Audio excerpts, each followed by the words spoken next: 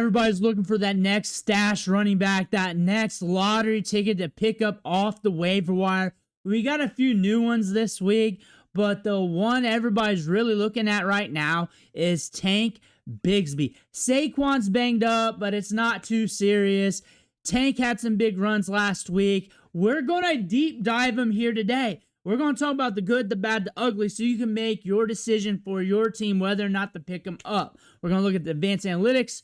We're going to look at his situation. Well, before we dig in, you need to click that subscribe button right now. We're doing these deep dives every day. Multiple days, as many as possible. We're helping you set your lineups by looking at all the matchups, doing player rankings, and we're also going deeper than anybody else when it comes to looking at the waiver wire, plus random side quests, making fun of the Browns, whatever comes our way. Click that button. Stop missing out. Ric Flair's watching. You don't want to disappoint Ric Flair.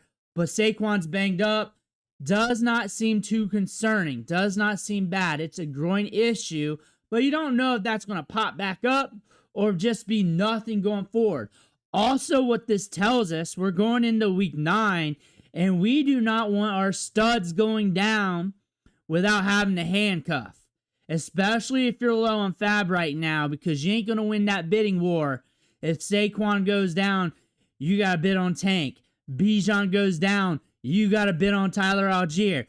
So if you got spots, if you're not hurt with buys and injuries, you better make it happen so you don't have to have that fight off the waiver wire. We made it this far into the season.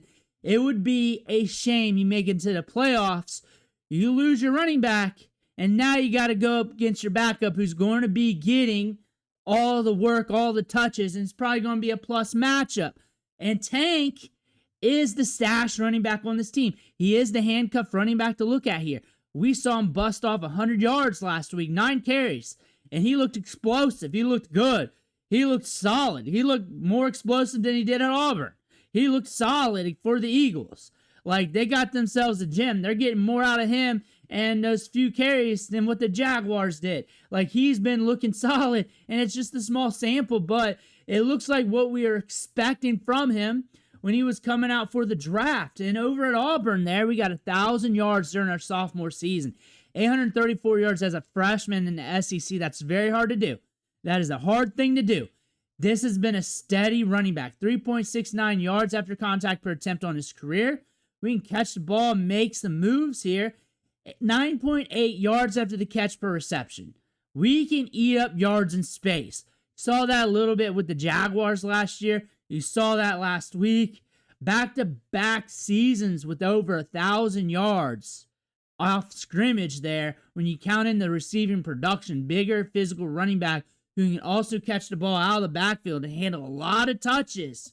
4.5 40-yard dash, 6 foot 210. A very physical running back with good vision that can move around you, but he'll run through you as well. Take on a lot of touches and keep it going. And he's more electric than what those numbers say, especially once he gets going in the open field. Once he gets going in the open field, good luck, because you got to figure out how to bring him down. And he's very explosive. He looks bigger than his listed weight. That's for sure. And he also runs bigger as well. And this is a good running back to have as a backup on any NFL team, because if you got to go to him, he's going to get you there. He's going to be solid. He's also good in the passing game. Back in college, a 15.3% target share, 96th percentile. You got some good backs here. You got some solid backs. Will Shipley, a French 4 or 5-star recruit coming out of high school, did well at Clemson. Saquon's the gem here. Solid here for the Eagles. Solid. Multiple RB1 weeks this season, and people are still down on it because they expect so much out of him. 20.2 PPR points per game while with the Eagles. Just a generational talent. He's not going to usurp Saquon Barkley, but Saquon Barkley does have an injury history, and he's also a running back. Running backs get banged up. They take a lot of pounding. They get a lot of work. Will Shipley is going to have his own role. Like, he will be the cheaper option if Saquon goes down. Like, you will have to use less fab to get him.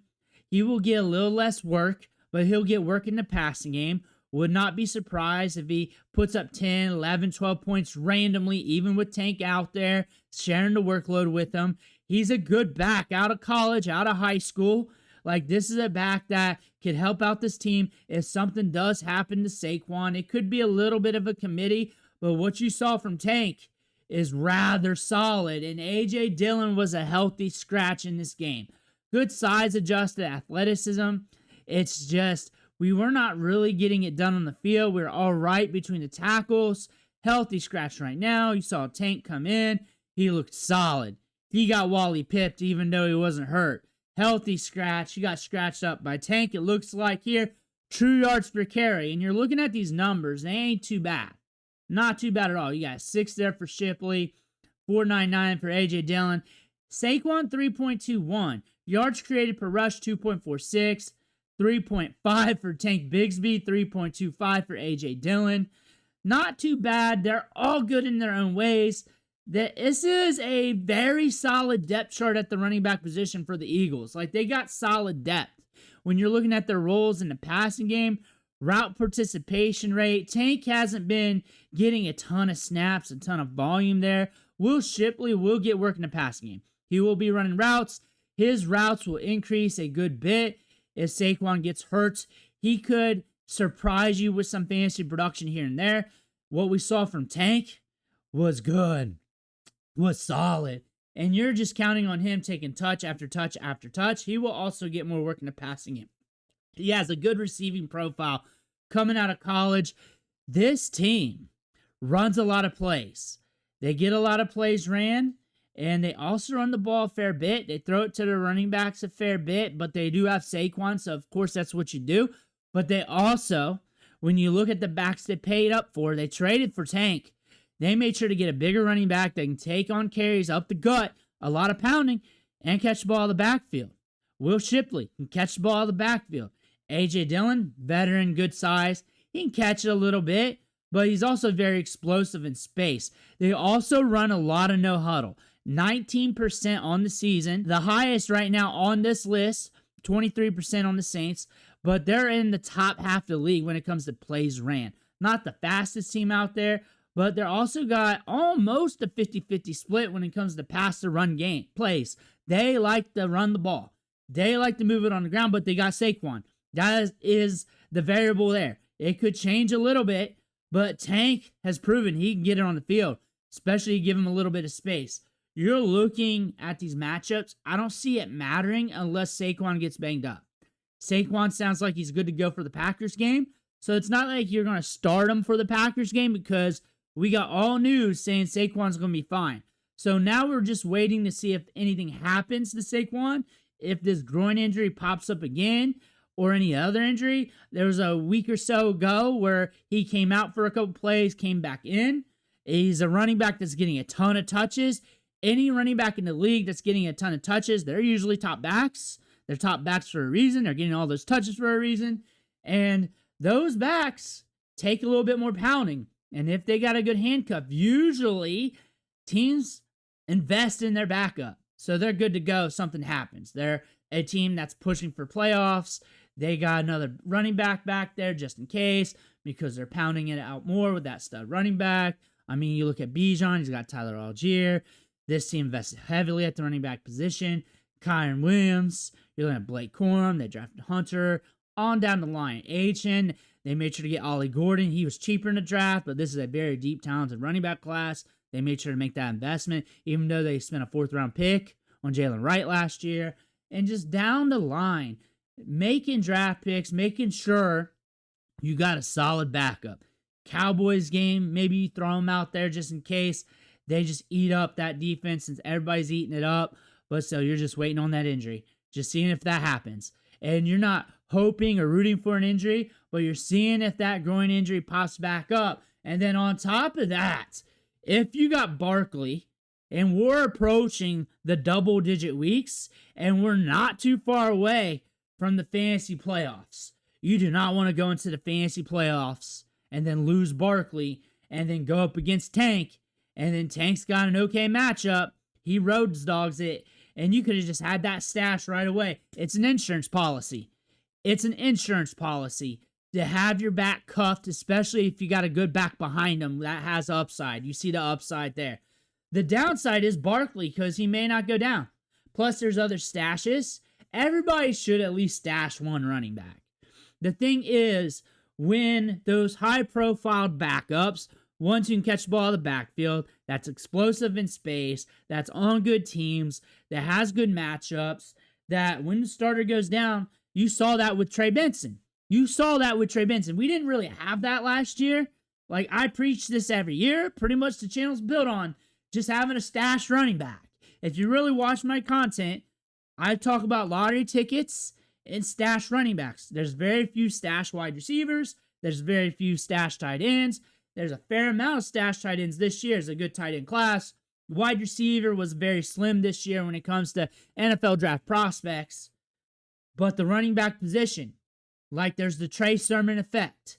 The Trey Sermon effect, by rule, by scientific term that we learned in the 3rd grade, is that any running back, whether they're on a bad team or if they're not really good to plain out sucky, due to volume, if they're the starter, they could luck in to hitting the fairway for your fantasy football team in PPR once every 3.5 to 4 games. Due to the volume, crossing the goal line, catching some checkdowns, and they could get you to the fairway. 10 to 15 PPR fantasy points, maybe even more if things break loose for them, goal line touches or whatever. That's something to notice. And that's value that you have to entertain on some of these players. But you don't have that here with Tank. You don't have that. He's shown that he can get you 100 yards behind this offensive line. This team has proven they can get in scrappy game scripts that are high scoring, and this team has proven they can block well for running backs. This team has proven they can get yards on the ground. And now they prove they can do it with other running backs other than Saquon. That is something to invest in. This is a good stash running back. And it's common sense that you better stash your studs now and start preparing for that, because if you get in the fantasy playoffs and your stud goes down, you don't have the insurance policy, you might be cooked. And if you don't have a stud and you're looking at stashes, usually 12-team leagues, usual rosters, you can get at least one unless you're hit up that bad, bye weeks, injuries, and then you're just going to have to wait until that shit clears up. But it is what it is. But you always need to be stashing. Kyle, money guy, whoever it is. Usually they're getting at least 10% of the opportunities, usually more, 12+% targets, carries out of the backfield. They're getting some work. They got a decent profile out of college. They're explosive. They're good at catching the ball out of the backfield. There's something about their game that you're excited about, or their team that you can ride on, like Blake Corum. You know he's going to get all the touches if Kyren Williams goes down. You know he's going to get pounded out with a lot of volume, because that's what that team does. And you don't see Hunter getting volume. And they do not ride up the rookie. They did that with Corum. They're doing that with Hunter. And Corum would get a lot of work in the passing game. Little tidbits like that. Like you're looking at Kyle Money Guy. He's holding off Roschon Johnson, but he's been dealing with injuries. But late round pick, good between the tackles, got some pop in the step for a late round pick to get all these touches every week. That's very good. That's very solid. And we saw that in his prospect profile coming into the draft, after the draft, going into the rookie camp. And then other running backs too, like Ollie Gordon, Doak Walker Award winner, big physical running back at the Senior Bowl. Everybody confused him with the tight ends. He was so big. And he had a DUI, a little less production the following year. Still good running back. If something happens to H-Chan, everybody's going to be blowing that fab. You just got to know little tidbits about these running backs and then go after them accordingly. And then also the offenses you want to get. It's also Rochambeau, because you do not know which starters are going to get hurt. The weakest backup RB2 in the league could be the most valuable if his starter goes down and he's just getting the Trey Sermon effect. While the best one never sees the field. That's just part of the game. A little bit of luck factor to it.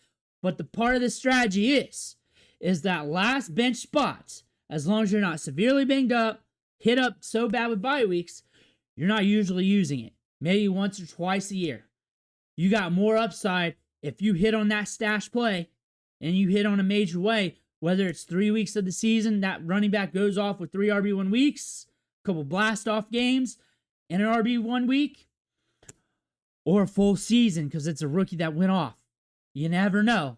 It's happened. It's happened for a lot of people, whether it's Jarrett McKinnon, David Johnson, some other running backs here and there, and we've had some hit so far throughout the season. Some of them didn't even score fantasy points, but gained trade value, and people traded them off and got value back for their team, and they still haven't done anything yet. I'm looking at you, Jaden Blue. So there's a lot of other ways to skin this cat. This is a game of strategy. There's a lot of strategy with the waiver wire and how you structure your bench that a lot of people don't talk about. You're not going to hear that from the other YouTube channels. They're really just trying to point out the same guys off the waiver wire every single week, and then off the same start sits when you're just looking at advantageous matchups. And then obviously I'm starting him. The bad matchups, obviously I'm benching them. And then they're going to be wrong on like the 30% of those, even though those are chalky call outs. That's just how it is. That's just how it is. But strategy here, that can give you an extra like 5% edge, especially when you look at the cheap plays you could be making for your fantasy team. Let me know what you think in the comments below. I love teaching you guys. I love educating about the game. I want to hear about that. Make sure you hit that subscribe button on the way out. One thing for watching. Catch you on the next video.